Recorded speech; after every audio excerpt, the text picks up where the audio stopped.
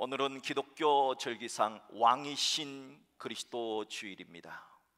저는 오늘 예수 그리스도가 영광의 왕임을 선포하는 이 복된 왕이신 그리스도 주일을 맞이해서 시편 24편의 말씀을 통해서 문들아 머리 들어라 하는 말씀으로 여러분과 함께 은혜를 나누고자 합니다. 우리가 알다시피 문은 인격체가 아니잖아요. 사물이잖아요. 그런데 물체인 문에게 마치 사람에게 말하듯 머리를 들어라 하는 것은 문학적 기법으로 사물을 사람처럼 표현한 의인화 기법입니다. 그렇다면 왜, 어떤 이유로 문들이 머리를 들어야 한다는 것일까요?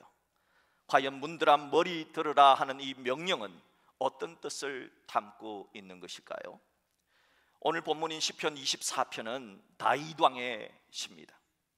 다윗 왕이 천신만고 끝에, 정말 죽을 것 같은 고통 끝에 법궤를 예루살렘 성으로 옮긴 후에 성령의 감동으로 지은 시가 바로 이 시편 24편입니다. 다윗은 법궤가 예루살렘 성 안으로 들어올 때 얼마나 기뻤던지, 얼마나 감사했던지 영광의 왕께서 입성하는 것으로 여겼습니다. 그래서 모든 백성들을 문으로 의인화하여서 예루살렘 성의 성문뿐만이 아니라 모든 백성들아 여호와의 왕이 들어가시니 모든 문들아 너희 머리를 들지어다 하고 영광의 왕을 맞아들이고 찬양하고 경배하라 했던 것입니다. 다윗 왕이 이토록 법궤가 들어오는 것에 대해서 기뻐했던 이유가 있습니다. 그것은 다윗이 석 달 전에 이 법궤를 옮기려 하다가 정말 죽을 것 같은 두려움을 느꼈기 때문입니다.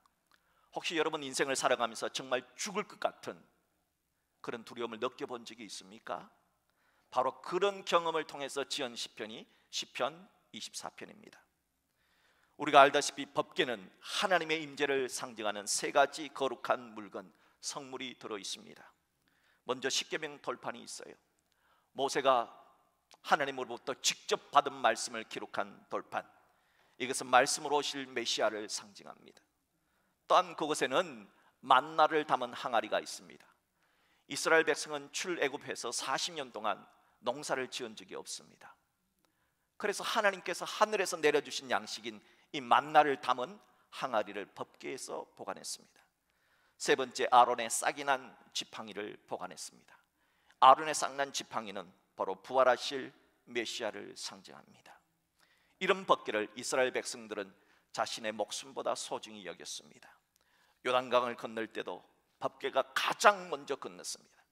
여리고성을 함락시킬 때도 가장 먼저 이 법궤를 제사장들이 메고 걸어갔습니다. 그런데 이렇게 소중한 법궤를 빼앗겨버린 때가 있습니다. 사사시대 말기에 블레셋과의 전쟁이 있었는데 이 전쟁에서 이스라엘이 졌습니다. 하나님을 믿는 사람들이, 보통 이스라엘이 이렇게 전쟁에 지면 언제나 하나님을 찾았습니다. 하나님, 저희들이 무엇을 잘못했습니까? 하나님, 왜 우리가 졌습니까? 하나님 도와주십시오 기도했습니다. 그런데 전쟁에 지고서도 회개도 하지 않고 하나님을 찾지도 않았습니다. 그 대신 이스라엘이 선택한 방법은 전쟁터에 이 법궤를 들고 나간 겁니다. 적군인 블레셋은 법궤가 전쟁터로 나오자 이젠 큰일 났다며, 하나님이 이 전쟁에 나왔다, 이 전쟁에서 우리는 졌다 생각했습니다. 하지만 반면에 이스라엘은 어떤 생각을 했느냐? 법궤가 전쟁에 나와서 우리는 이겨서 이젠 반드시 이길 거야 생각했습니다. 그런데 결론은 무엇입니까? 이스라엘이 이 전쟁에서 졌습니다. 블레셋이 또 이겼습니다. 하나님은 이스라엘이 전쟁에서 지게 하신 겁니다. 이유는 뭘까요? 하나님의 백성이라는 자들이 찾고 구해야 하는 것은 하나님이지 법궤가 아니기 때문입니다. 진짜 전쟁터에서 승리를 주시는 분은 하나님이지 법궤가 아니기 때문입니다. 법궤는 단지 하나님의 통로였습니다. 그런데도 법궤가 마치 하나님인 것처럼, 법궤를 하나님처럼 모셨던 이런 잘못된 부적 같은 신앙을 바로 잡으시려고 하나님은 이 전쟁에서 이스라엘이 지게 하신 겁니다. 그리고 마치 포로가 되어 끌려간 것처럼 하나님의 임재를 상징하는 법궤는 블레셋 땅으로 끌려갔습니다. 법궤를 빼앗은 블레셋 사람들은 환호를 질렀습니다. 블레셋 사람들은 다곤 신을 섬겼는데요, 다곤 신은 인어입니다. 인어. 밑에는 물고기고 위에는 사람. 이 블레셋 신 다곤 신상이 있는 곳에다가 법궤를 가져다 놓았습니다. 그런데 이게 웬일입니까? 다음날 블레셋의 신 다곤 신상이 법궤 앞에서 박살이 나버린 겁니다. 그것만이 아닙니다. 블레셋 곳곳에 전염병이 퍼져서 블레셋 사람들이 죽어나갔습니다. 곳곳에 그 많은 쥐들이 어디에서 나타났는지 쥐들이 돌아다니면서 전염병을 일으켰습니다. 겁에 질린 블레셋 사람들은 법궤를 다시 이스라엘 땅으로 돌려보냅니다. 빼앗겼던 법궤가 다시 이스라엘 땅으로 돌아올 때 엄청난 인파가 몰려들었습니다. 그것이 국경선 근처였기 때문에 블레셋 사람들도 구경하려고, 이스라엘 사람들도 구경하려고 몰려들었지요. 그러다 보니 호기심 많은 사람들이 꼭 있지요. 이 호기심 많은 사람들이 도대체 법궤에는 뭐가 들었나 뚜껑을 열어보려고 하다가 그 자리에서 70명이나 죽는 일이 벌어집니다. 사람들은 이 끔찍한 사건 앞에 두려워 떨었습니다. 블레셋 사람도 이스라엘 사람도 법궤는 재앙을 내리는 무서운 성물로 인식되어졌던 겁니다. 그리하여 하나님의 법궤는 그곳에서 가장 가까운 레위 사람의 집이었던 아비나답의 집에 모셔놓게 된 것입니다. 세월이 흘러서 사울이란 사람이 왕이 됩니다. 하지만 사울 왕은 자신이 통치하던 40년 동안 하나님의 법궤를 모셔올 생각을 하지 않았습니다. 이유는 사울 왕은 하나님에 대해서 무관심했기 때문이고 타락했기 때문입니다.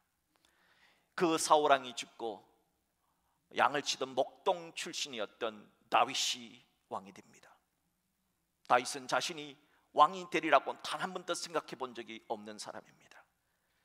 목동에서 왕이 된 다윗은 너무나 하나님께 감사했습니다. 그래서 오랜 시간 방치되어 있었던 하나님의 법궤를 이스라엘의 심장부인 예루살렘으로 옮기려 했습니다. 다윗 왕이 법궤를 옮기려고 했을 때 법궤는 4사람만 옮기면 돼요. 그런데 무려 3만 명이나 동원을 합니다. 많은 악기로 멋진 연주를 하면서 또 새로 만든 멋진 수레에 법궤를 싣고 드디어 아비나답의 집에서 나왔습니다. 그런데 갑자기 법궤를 실은 수레를 끌던 소들이 갑자기 펄쩍펄쩍 뛰기 시작했습니다. 그래서 그 법궤가 땅으로, 수레에 실린 법궤가 땅으로 떨어질 것 같았습니다. 그래서 법궤 운반 책임자였던 우사가 손을 들어서 그 법궤를 붙들었습니다. 그런데 하나님은 법궤에 손을 댄 그 우사를 그 자리에서 죽게 하셨습니다. 법궤를 모시고 예루살렘으로 가는 이 좋은 날, 법궤 운반의 책임자 우사가 죽는 비극이 일어난 겁니다. 왜 하나님은 우사를 죽이셨을까요? 어찌하여 이런 비극이 일어나게 된 것일까요? 민수기 4장 15절에 그 이유가 나옵니다. 민수기 4장 15절 말씀에 의하면 하나님은 이렇게 말씀하셨습니다. 법궤는 반드시 고핫 자손들이 와서 맬 것이니라. 레위 자손들 가운데 3개의 지파가 있었습니다. 3개의 부족이 있었습니다. 그 가운데 고핫 자손들이 맬 것이라. 그러나 성물은 만지지 말라. 그들이 죽으리라 했습니다. 이런 사실은 그 누구보다 레위인이 잘 알았습니다. 그 누구보다 하나님의 말씀대로 해야 했던 법궤 운반의 책임자였던 레위인 우사가 하나님의 말씀을 어긴 겁니다. 법궤를 어깨에 매지도 않았습니다. 손으로 만지지 말라는 말도 어긴 겁니다. 오랫동안 법궤를 지켜왔던 아비나답의 아들 우사는 다윗 왕이 자신의 집에 오신다니까 왕께 잘 보이고 싶었던 겁니다. 아마 그럴 겁니다. 그래서 수레를 새로 만들었습니다. 그리고 소가 끌고 가게 함으로써 좀 폼나게 그럴듯하게 법궤를 운반하려고 했던 겁니다. 그런데 그것은 우사의 생각이지 하나님의 말씀과 달랐습니다.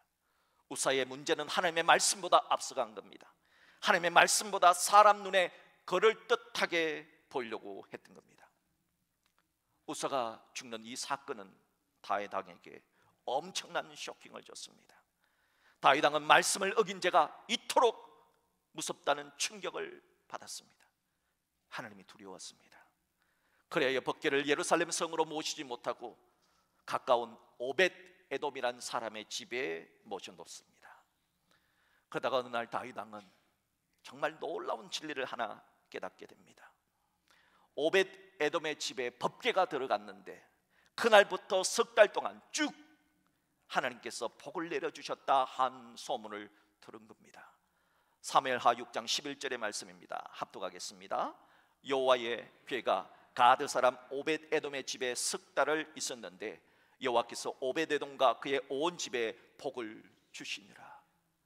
두렵게만 생각했던 그 법궤가 오벳 에돔의 집에 석 달 내내 있었는데 복을 받았다 하는 소문은 다윗 왕에게 소망을 주었습니다.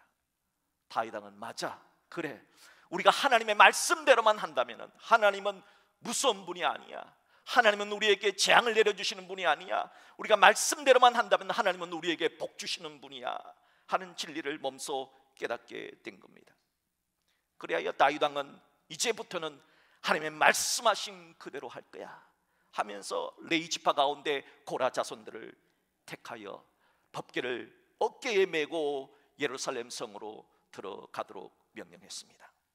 다윗 왕은 하나님의 법궤를 옮길 때 얼마나 정성을 다해서 한 걸음 한 걸음 발걸음을 옮겨 놓았는지 모릅니다. 그리고 6걸음을 걸을 때마다, 여러분, 그 오베데돔의 집에서 예루살렘 성까지 얼마나 멉니까? 6걸음을 걸을 때마다 멈추어서서 다윗 왕은 살찐 송아리를 잡아 하나님께 예배를 드렸습니다. 그리고 드디어 다윗 왕이 살고 있는 예루살렘 성으로 법궤가 들어갈 때 다윗 왕은 자신과 같이 못난 죄인에게도 들어와 주시는 하나님을 생각할 때 너무 감사했습니다. 너무 기뻤습니다. 얼마나 기뻤던지 다윗 왕은 왕의 체면을 모두 벗어버리고 하나님 앞에서 힘을 다하여 춤을 추었습니다. 오직 하나님 한 분만을 위하여 덩실덩실 왕이 춤을 추었습니다. 영광의 왕이 들어오시기에 너무 기쁘고 즐거웠던 것입니다. 이런 이야기가 있습니다. 무섭기로 소문난 호랑이 교장 선생님이 이제 그 어머니가 계셨는데 100세를 맞이해서 백수생신을 하셨습니다. 동네 사람들도 모여들었고 학교의 선생님들 모두 모여 그 참석 자리에서 평소에는 농담도 한마디 안 하시고 뭐 노래도 한마디 안 하시는 그 교장 선생님이 노래를 부르는 겁니다. 엄마 앞에서 짝짝꿍, 아빠 앞에서 짝짝꿍, 엄마 한숨은 잠자고 아빠 주름살 펴져라, 햇님 보면서 짝짝꿍, 도리도리 짝짝꿍, 우리 엄마가 웃는다, 우리 아빠가 웃는다, 짠 하면서 이 교장 선생님이 그렇게 하는 걸 보고 사람들이 깜짝 놀라는 거예요. 우와, 어떻게 농담 한마디 안 하는 분이 왜 저렇게 하실까? 100회 생신을 맞으신 어머니가 치매로 모든 것을 다 잊어버렸답니다. 그런데 딱 한 가지 기억을 하더랍니다.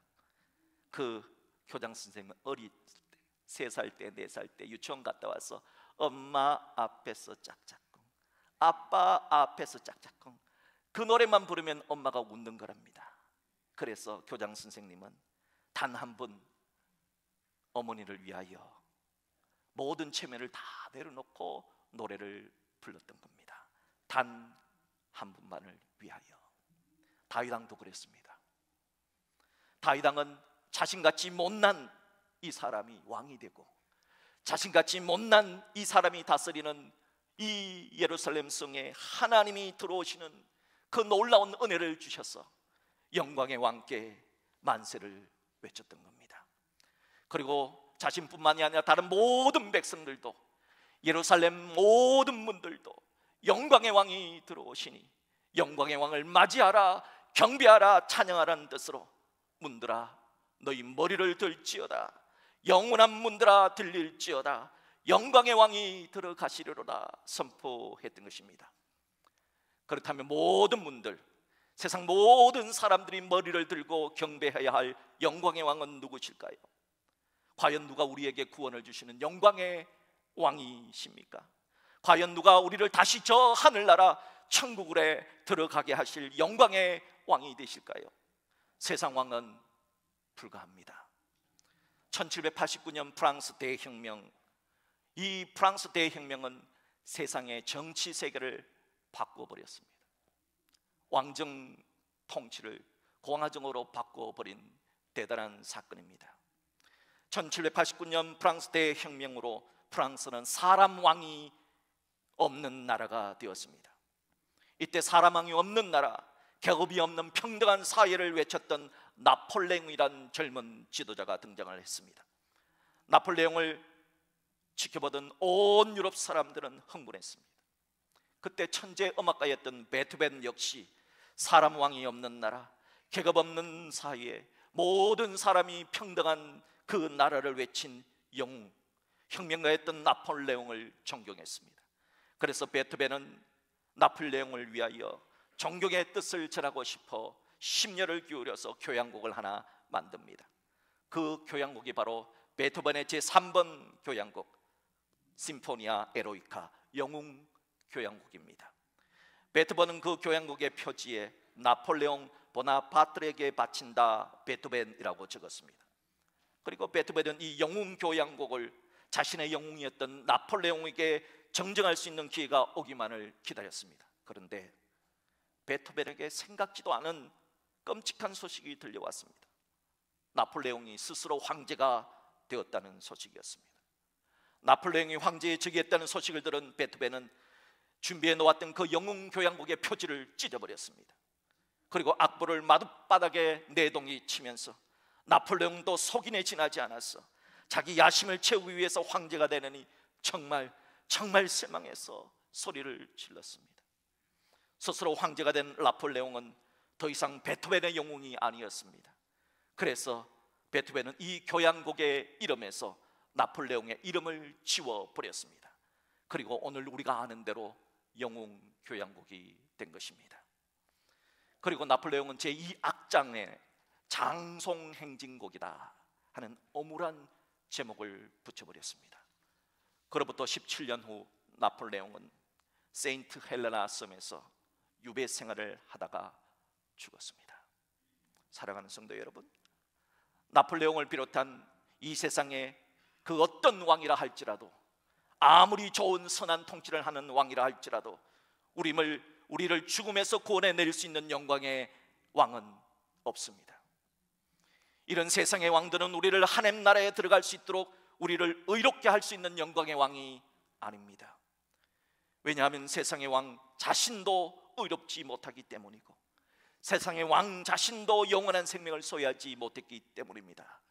그렇다면 과연 누가 영광의 왕이실까요? 우리 본문 8절을 합독합니다. 영광의 왕이 누구시냐? 강하고 능한 여호와시요 전쟁에 능한 여호와시로다. 강하고 능하신 여호와가 하나님이 영광의 왕이십니다. 인류의 조상 아담과 하와를 유혹해서 죄인 되게 했던 그 뱀의 머리를 박살내실 여호와가 영광의 왕이십니다. 그리고 에덴 동산에서 뱀으로 변장했던 사단에게 속았던 아담과 하와의 후손들을 다시 구원하실 여자의 후손으로 오신 예수 그리스도가 영광의 왕이십니다. 그래서 이사야 선지자는 이사야서 7장 14절에서 그러므로 주께서 친히 징조를 너희에게 주실 것이라. 그 징조가 뭐냐? 보라, 처녀가 잉태하여 아들을 낳을 것이요 그의 이름을 임마누엘이라 하리라 했습니다. 사람들은 왜 굳이 예수님이 처녀가 낳은 아들로 오셔야 하는가 이해를 못합니다. 왜 하나님께서 굳이 인간의 생각과 과학을 다 때려부시고 상상을 때려부시고 동정녀의 몸에서 예수님이 태어나야 하는가 의아해합니다. 예수님이 동정녀의 몸에서, 처녀의 몸에서 태어나지 않으면 안 됩니다. 이유는 뭐냐? 이사야 선지자가 처녀가 잉태하여 낳은 아들이 영광의 왕이 되실 것이라 예언했기 때문입니다.